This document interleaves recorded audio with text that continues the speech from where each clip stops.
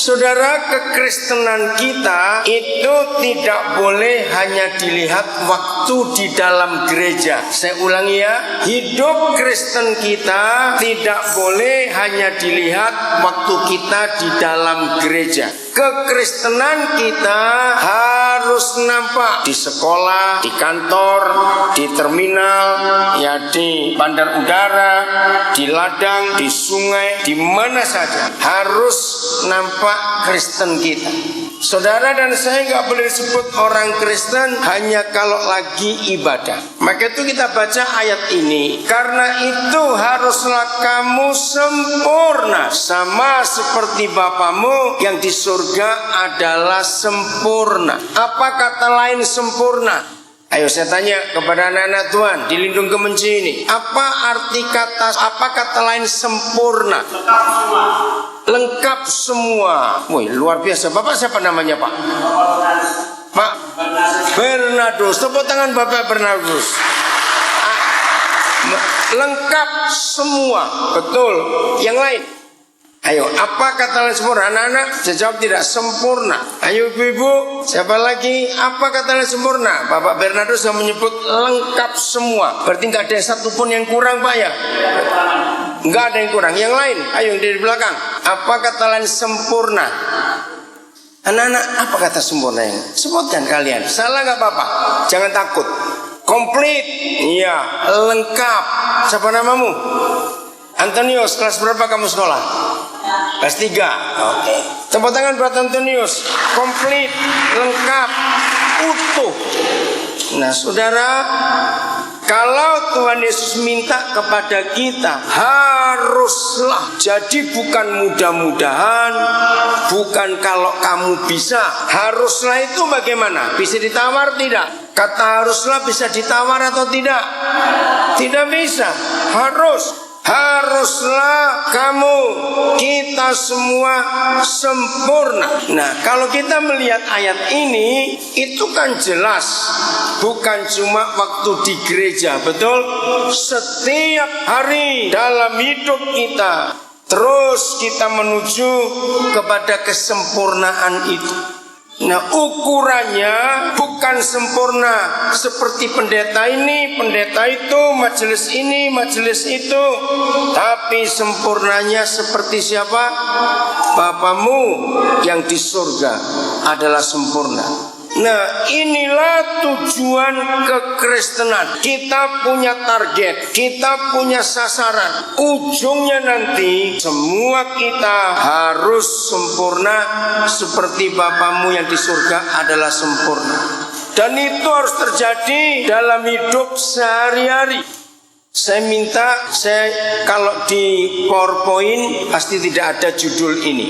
Sekarang saya minta buka kitab Imamat pasal 18. Perhatikan ya. Nah, judulnya kita mau lihat. Dalam kitab Imamat ini ada urutan yang luar biasa. Imamat pasal yang ke-18. Tolong anak-anak Tuhan perhatikan judulnya ini. Judulnya saja. Coba kamu taruh sini. Pasal 18. Judulnya apa? Baca yang kuat. Kudusnya perkawinan. Ya. Pasal 19 judulnya Kudusnya hidup. Ya, sekarang pasal 20. Saudara perhatikan. Ya, apa judulnya? Kudusnya umat Tuhan. Pasal 21 apa? Kudusnya para imam. Ya, pasal 22 Kudusnya baktian korban. kebaktian korban. Cukup sampai di situ. Nah, jelas saya tidak punya waktu untuk mengulas 4 pasal ini. 4 atau 5 tadi ya? 5 pasal ini. Tapi kalau firman Tuhan ini ada judul yang menarik sekali. Ini urutan. Ya, pelan-pelan saya ingin uraikan. Sempurna sama seperti Bapamu yang di surga sempurna. Itu target menjadi Kristen. Saya tanya anak-anak sekolah, petani, peladang, pegawai, pengusaha, ibu rumah tangga, siapapun juga. Hidup ini harus punya target, punya sasaran atau tidak? Ayo jawab, harus tidak? Harus. Ada enggak anak-anak sekolah bangga 7 tahun kelas 2 SMP terus? Bangga tidak? Kalau ada yang bangga, bodoh betul itu. Masa 7 tahun kelas 2 SMP terus? Begitu pula pengusaha, nggak mungkin, nggak punya target. Kalau tahun 2011 yang lalu hasil usahanya misalnya 1 tahun misalnya aja 50 juta misalnya. Tahun 2012 nggak malah naik, malah turun 40 juta misalnya. Terus diam saja, nggak mungkin. PNS juga begitu. Apakah ada PNS di sini yang nggak pengen naik tingkatnya? Tidak mungkin. Nah, saudara perhatikan, kekristenan kita apa targetnya? Apa sasarannya? Maka Matius 5:48 itulah target atau sasaran kita menjadi Kristen. Nah, untuk mencapai target itu, kitab Imamat, saya nggak bisa uraikan, pasti ini akan jadi panjang. Tapi nanti ibu bapak, anak-anak, saudara-saudara perhatikan di rumah. Urutannya ini luar biasa. Ternyata apapun juga yang kita kerjakan harus dimulai dari keluarga. Maka itu yang pertama ditulis sebelum sampai kepada hidup ibadah adalah kudusnya perkawinan, rumah tangga. Setelah kudusnya perkawinan, kalau itu betul, maka akan muncul kudusnya hidup. Jadi dari rumah dulu, baru keluar. Setelah kudusnya hidup, baru kudusnya umat Tuhan. Setelah kudusnya umat Tuhan, kudusnya para imam. Itu para pelayan Tuhan, hamba-hamba Tuhan majelis. Setelah hidup para imam, para majelis itu kudus, baru disebut kudusnya kebaktian korban. Tolong para majelis hamba-hamba Tuhan yang sangat diperhatikan, bukan penghasilan jemaat, bukan hidup di luar rumah. Yang diperhatikan suasana rumah bagaimana. Suami istri di rumah harus dihitung dalam 1 bulan berapa kali bertengkar suami istri itu. Itu harus dihitung, dinilai. Dari waktu ke waktu hidup suami istri harus makin rukun, makin harmonis. Nah, kenapa? Karena anak-anak akan melihat. Dengarkan ini. Saya sudah sering bicara di Kerayan, di Makam Selatan, di Makam Utara. Kalau saya bertemu dengan jemaat-jemaat Kemah Injil tentang hal ini, hampir semua gereja ibadah pemudanya itu sedikit sekali. Bukan cuma karena mereka anak-anak muda sekolah keluar dari daerah. Tidak hanya itu, catat ya, supaya para majelis hamba-hamba Tuhan orang tua tahu. Saya menemukan mengapa anak-anak remaja, anak muda malas ke gereja. Sebab mereka kecewa melihat ayah ibunya aktif ke gereja, aktif dalam pelayanan, tetapi di rumah hidup ayah ibunya tidak harmonis. Ibu bapak catat, setiap kali kita bertengkar suami istri, anak-anak itu luka hatinya. Mereka itu nggak suka. Anak-anak, saya minta kalian jawab ya. Kalian suka nggak kalau ayah ibu bertengkar? Nah, dengar itu papa mama. Nah, ketika ayah ibu di rumah hidupnya tidak harmonis, tapi di gereja kelihatan bagus, rukun, itu anak-anak bisa muntah melihat kita dua. Sebab apa yang kita buat di dalam rumah dan di luar rumah itu beda. Maka itu yang perlu diperhatikan nomor 1 untuk mencapai sasaran Matius 5:48, supaya kita sempurna sama seperti Bapa di surga sempurna, adalah kudusnya perkawinan, kudusnya rumah tangga. Maaf, saya harus bicara ini karena ini bukan rahasia lagi. Maka itu tolong gereja, kegagalan gereja bukan terletak kepada majelis tidak bisa punya bangunan yang megah sebagai gedung gereja. Tidak. Sebagai catatan penting, tolong para hamba Tuhan, kegagalan gereja itu dilihat dari kegagalan rumah tangga di jemaat gereja itu. Dan ini bukan rahasia. Sedih melihat ini. Ternyata makin hari nggak makin berkurang, tapi makin banyak orang Kristen yang keluarganya cerai. Jawab iya atau tidak. Nah, saya minta ibu bapak jawab. Makin hari makin berkurang atau makin bertambah perceraian keluarga Kristen? Tolong jawab. Nah, berarti gereja salah. Kalau sampai kekristenan hidup perkawinannya berantakan, tidak kudus, berarti gereja itu gagal. Walaupun gedungnya megah, fasilitasnya hebat, karena ukurannya, maka itu tidak salah. Kitab suci kita menempatkan kudus yang pertama adalah kudusnya perkawinan. Tadi di rumah Pak Gembala saya baca undangan perkawinan. Cuma saya tidak sempat tanya. Maafkan saya kalau saya harus ngomong ini. Undangan itu aneh. Pengantin perempuannya orang Kemah Injil, tapi suaminya bukan. Nah, ini yang saya mau cari. Ada yang kenal tidak? Nah, kalau memang yang saya lihat itu betul, tadi Pak Gembala sempat tanya juga. Ini siapa, ngikut siapa di antara dua orang ini? Kalau saya lihat undangannya, berarti yang perempuan ikut pengantin lagi. Artinya sudah berapa banyak anak-anak orang Kristen menjual imannya gara-gara perkawinan. Tolong ya adik-adik perempuan, jaga dirimu. Jangan jual Yesusmu hanya karena pernikahan. Kalau sampai undangan yang saya lihat siang tadi itu betul, sekali lagi gagalnya gereja. Tidak membuat kudusnya perkawinan. Ibu bapak, pertama kali saya masuk ke Krayan bersama istri saya bulan Mei tahun 95 yang lalu. Sudah ada kasus seperti itu. Anak-anak muda Kristen tidak punya akar yang kuat. Kenapa? Bukan salah anak-anak itu. Sekali lagi saya bicara, salah kita sebagai orang tua. Tidak menunjukkan iman yang benar, hidup yang benar sebagai anak-anak Tuhan.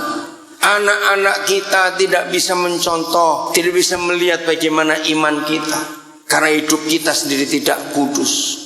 Saya harap kalau ada rapat-rapat majelis, maafkan saya harus ngomong ini.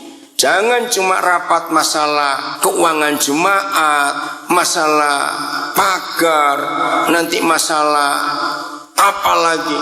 Setiap kali rapat majelis, tolong diperhatikan berapa puluh keluarga yang ada di jemaat ini. Dan berapa keluarga yang akhir-akhir ini rumah tangganya sedang goyah. Itu jauh lebih penting diurus para majelis daripada urusan-urusan bangku, urusan sound system, AC atau apa yang lain. Maaf saya ngomong. Sungguh dengan melihat undangan tadi siang, saya terpukul lagi. Mau dibawa kemana ini orang-orang Dayak yang asal usulnya iman nenek moyang kita itu luar biasa di dalam Yesus. Dan inilah kegagalan yang harus diperhatikan. Kalau ini dibiarkan terus, habis nanti kita ini. Dan jangan salahkan siapa-siapa. Anak-anak muda kalian dengar, nanti suatu hari kalau gereja tidak bertindak menguduskan semua perkawinan, maka tinggal sejarah. Dulu orang berkata dulu, tapi sekarang tidak ada lagi. Itu kan menyedihkan sekali. Dalam rapat-rapat daerah, rapat-rapat wilayah, saya minta hamba-hamba Tuhan, para pengambil keputusan, pikirkan ini. Kudusnya perkawinan. Berapa banyak kasus-kasus terjadi Suami harus tugas ke provinsi lain, atau istri karena posisi kedudukan harus pindah ke kabupaten lain. Karena pengembalaan tidak kuat, terjadi musibah masing-masing. Anak-anak yang jadi korban. Nah, kalau anak-anak melihat orang tuanya yang mengatakan diri Kristen tapi bisa seenak itu dalam perkawinannya, maka itu masuk di benak anak-anak. Besok kalau mereka menikah, apa yang dibuat oleh orang tuanya kemungkinan besar untuk mereka ikuti itu ada. Maka itu tolong gereja, gembala-gembala, para majelis, jauh lebih penting memperhatikan kudusnya rumah tangga daripada urus yang lain. Setelah kudusnya rumah tangga, baru Tuhan minta ada kekudusan yang lain yang muncul dalam kehidupan ini, yaitu kudusnya hidup. Nah, kudusnya hidup ini itu sehari-hari. Di pojok situ, mana situ atau situ? Yang tempat mangkal, sore-sore tadi kami lewat, banyak bapak-bapak yang pulang ladang, kumpul di situ rame-rame. Nah, di suasana situasi apapun juga, ya perhatikan, di suasana, di situasi apapun juga, usahakan bicara tentang Tuhan dan firman Tuhan. Jangan banyak bicara yang lain. Kenapa? Karena kalau waktu-waktu yang ada itu kita pakai untuk bicarakan firman Tuhan, tentang kehidupan Kristen, tentang iman Kristen, maka anak-anak kita akan melihat, oh ini hidupnya papa mamanya, ayah ibunya. Nah, gunakan waktu berangkat sama-sama ke ladang, nanti kalau sama-sama panen berangkat ke sawah, bicarakan firman Tuhan. Kalau tiap hari dalam kudusnya hidup, semua anak-anak Tuhan bicarakan tentang firman Tuhan. Lama-lama firman itu tumbuh dalam kehidupan kita. Maka itu di rumah, ayah, ibu, kakek, nenek, anak-anak, apa yang dibicarakan itu penting sekali. Mari kita lihat ayat ini. Ulangan 6 ayat 7. Ulangan 6 ayat 7. Ini tulisan Musa.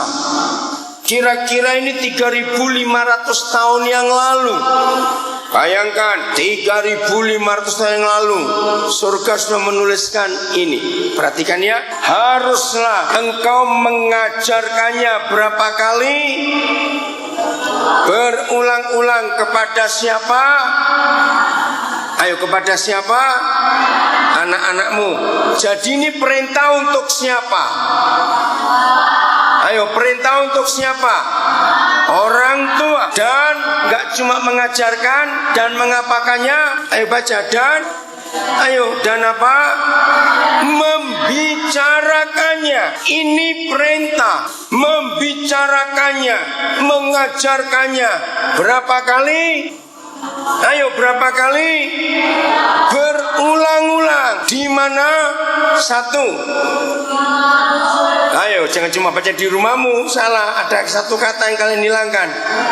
Nah, duduk di rumahmu. Ibu bapak, ini perintah dari Tuhan. Orang tua harus mengajarkan berulang-ulang, harus membicarakannya berulang-ulang.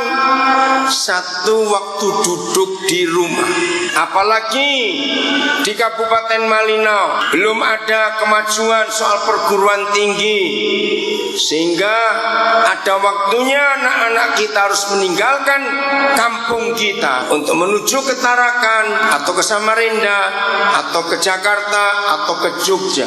Berarti tidak bisa lagi duduk di rumah bersama-sama. Betul? Nah, duduk di rumah itu ketika anak-anak masih kecil.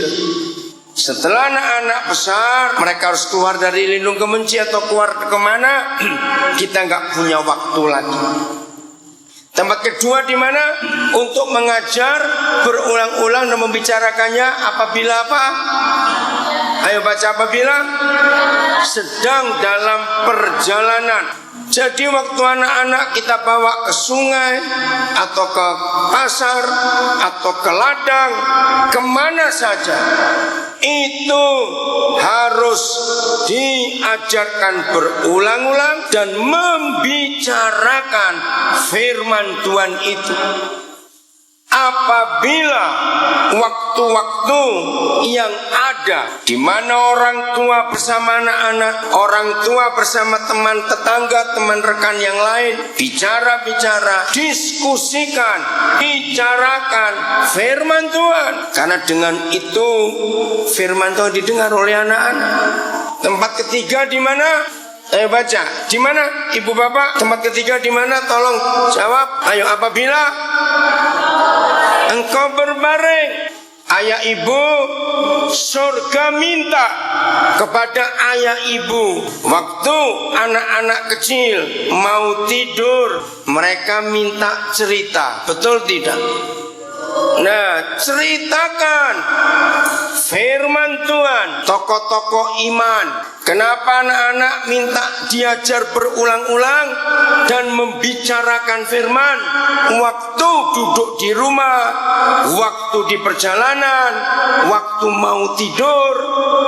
Sebab anak-anak itu pasti akan mimpi.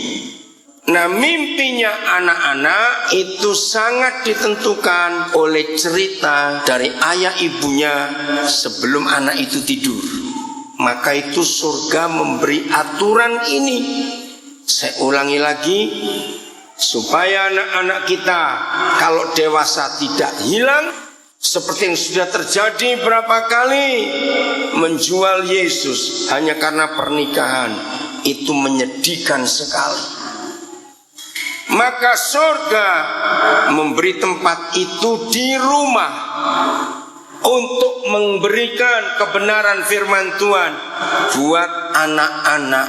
Jangan sampai terlambat ayah ibu mengajarkan firman setelah anak itu pergi dari kita. Mereka nggak bisa duduk di rumah lagi, terlambat. Anak-anak waktu mau tidur, mereka minta cerita. Jangan pernah diabaikan. Itu kesempatan yang bagus untuk menanamkan firman. Nggak cuma cukup di sekolah minggu saja. Sekolah minggu kan cuma seminggu sekali. Tapi kalau di tempat tidur itu tiap malam. Betul tidak? Kalau tiap malam anak-anak kita beri firman, maka anak-anak hebat. Tempat keempat di mana? Ayo baca. Tempat keempat di mana untuk mengajar berulang-ulang? Waktu bangun, temani mereka waktu bangun pagi, karena mereka mau belajar lagi. Nah, ibu bapak, sekolah terbaik bukan sekolah di Tarakan, di Samarinda, di Jakarta, bukan. Menurut firman ini, sekolah terbaik di mana? Di rumah. Siapa guru-gurunya? Orang tua. Ingat itu. Dan sekolah ini tiap hari, dari pagi, siang, sore, malam, ketemu pagi lagi, terus 24 jam penuh. Saya percaya kalau anak-anak Tuhan, khususnya orang-orang Dayak yang orang tuanya nenek moyangnya sudah Kristen sejak berapa puluh tahun yang lalu, dan kembali melakukan firman Tuhan ini, mendidik anak-anak itu di rumah. Dari pagi duduk di rumah, siang berjalan, malam tidur, pagi bangun, terus disampaikan firman. Maka iman anak-anak kita akan luar biasa. Kita buka 2 Tawarik pasal 17. Anak-anak kalian catat ya firman ini. Ayo, saya lihat gak ada yang mencatat itu. Catat ayat-ayatnya. Ada yang catat? Bagus, nanti berikan teman-teman yang lain. 2 Tawarik 17 ayat 1 mulai. Kalau nanti ibu bapak saudara baca kisah Raja Yosafat yang imannya luar biasa. Mengapa Raja Yosafat punya iman? Karena ini. Maka Yosafat, anak anaknya. Anaknya siapa? Baca di pasal sebelumnya, anaknya Raja Asa menjadi raja menggantikan dia. Raja Asa meninggal, maka anaknya yang naik jadi raja, namanya Yosafat. Sebagai pemimpin Israel, ia memperkuat dirinya dengan menempatkan tentara di semua kota yang berkubu di Yehuda dan pasukan-pasukan pendudukan di tanah Yehuda serta di kota-kota Efraim yang direbut oleh Asa, ayahnya Yosafat. Lihat ayat 3. Ibu bapak, kebahagiaan orang tua dan kekayaan orang tua bukan pada berapa tanah yang punya, berapa mobil yang dimiliki, rumahnya berapa. Bukan. Kekayaan orang tua itu terletak pada hidup iman anak-anaknya. Saya ingin tanya kepada ibu bapak, kalau ibu bapak punya anak 4, punya anak 5, dan semuanya sampai menikah mereka tetap takut akan Tuhan, hidupnya benar, bangga enggak jadi orang tua seperti itu? Jawabannya apa? Bangga tidak? Bagaimana anak-anak kita bisa jadi orang-orang hebat? Lihat firman ini, ayat 3. Dan Yahweh menyertai Yosafat. Mengapa Yahweh Tuhan menyertai Yosafat? Ditulis karena Yosafat hidup mengikuti, saya tambahkan kata ini, jejak iman yang dahulu dari Daud bapak leluhurnya. Tidak mencari, mengikuti Baal-Baal. Kalau Baal itu dewa zaman dulu, maka sekarang begini, kalau orang tua Kristen benar, hidup perkawinannya kudus, anak-anaknya tidak akan ikut. Zaman sekarang Baal itu namanya narkoba, perjinan, kemabukan, perjudian, dan bentuk kejahatan-kejahatan yang lain yang iblis buat. Orang tua, kebahagiaan kita kalau anak-anak kita tetap ikut jalan Tuhan, tidak mengikuti teman-temannya yang ada di dunia ini. Maka itu para hamba Tuhan dan para majelis gereja, saya ingatkan terus dalam rapat-rapat penggembalaan keluarga jemaat itu jauh lebih penting daripada urusan-urusan yang lain, supaya anak-anak kita sampai tua nanti mereka tidak menjual Yesus dan imannya tetap benar. Mengapa Yosafat bisa mengikuti jejak iman Daud nenek moyangnya, tidak mengikuti yang disembah oleh orang banyak waktu itu, melainkan ayat 4, melainkan mencari Tuhan ayahnya, Tuhan yang disembah ayahnya.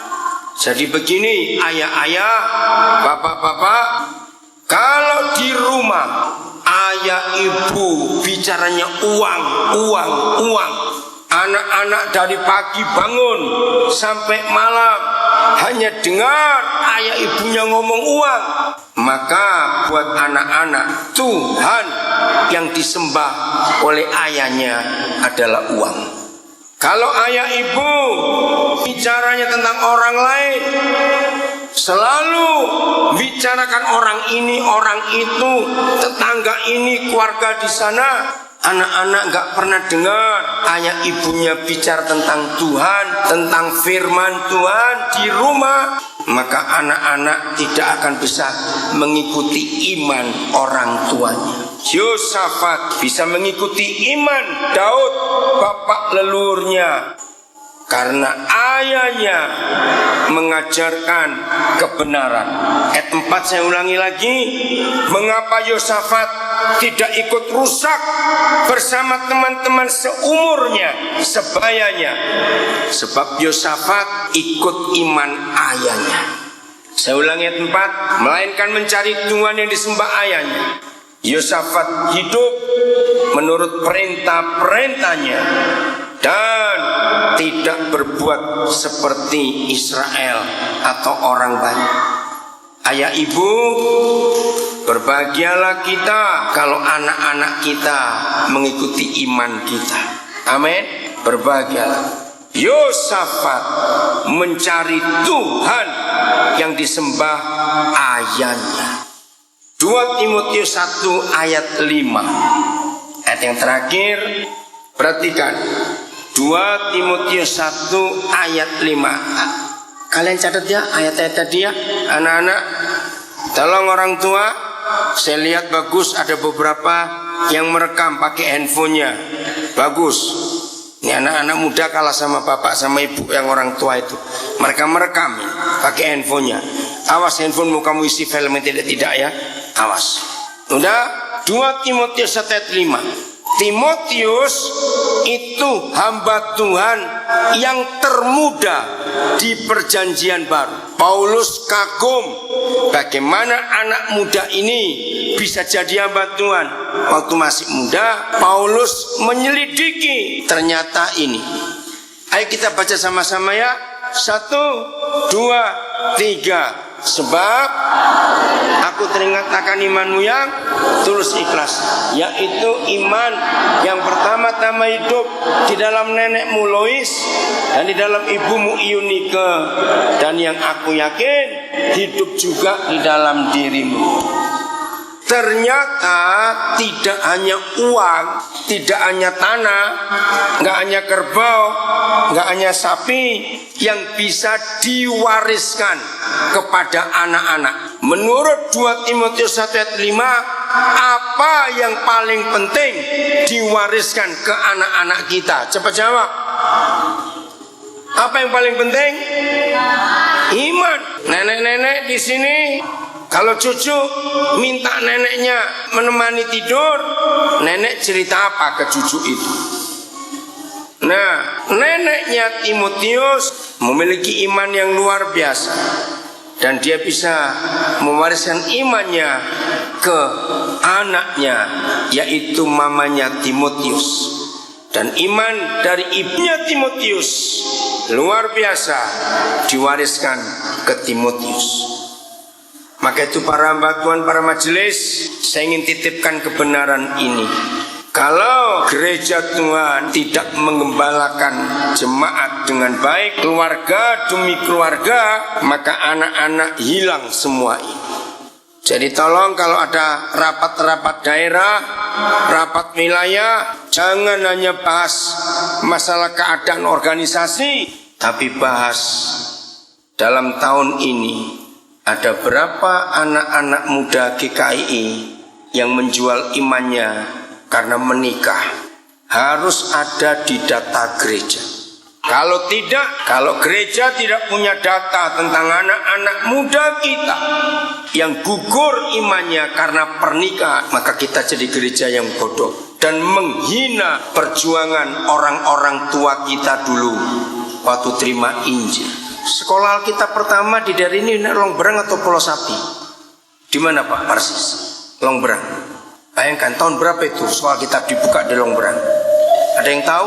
Bapak-bapak, orang-orang tua, tahun berapa sekolah Alkitab pertama dibuka di Longberang? Tahun berapa? Enggak dengar Pak?